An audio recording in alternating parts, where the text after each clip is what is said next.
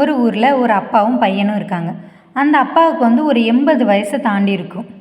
அவங்க அப்பாவை ஒரு ரெஸ்டாரண்ட் கூட்டிகிட்டு போகணுன்னு ஆசைப்பட்டு ஒரு ரெஸ்டாரண்ட் கூட்டிகிட்டு போகிறான், உணவு வாங்கி கொடுக்குறான்.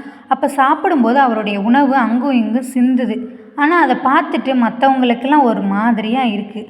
ஆனால் அவர் பையன் அதை எதையுமே கவனிக்காமல் அவங்க அப்பா சாப்பிட்ற அழகை அவன் ரசித்து பார்த்துட்டு இருந்திருக்கான்.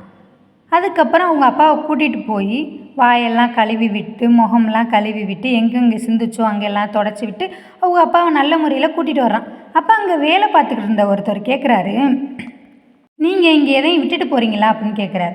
அதுக்கு அவர் சொல்கிறாரு, இல்லையே நான் எதையும் விட்டுட்டு போகலையே அப்படின்னு சொல்லும்போது அந்த வேலை பார்க்குறவர் சொல்கிறாரு, இல்லைங்க, உங்கள் அப்பாவை நீங்கள் எப்படி பார்த்துக்கிறங்கிற முறையை இங்கே எல்லாருக்கும் கற்றுக் கொடுத்து இந்த இடத்துல விட்டுட்டு போயிருக்கீங்கங்க.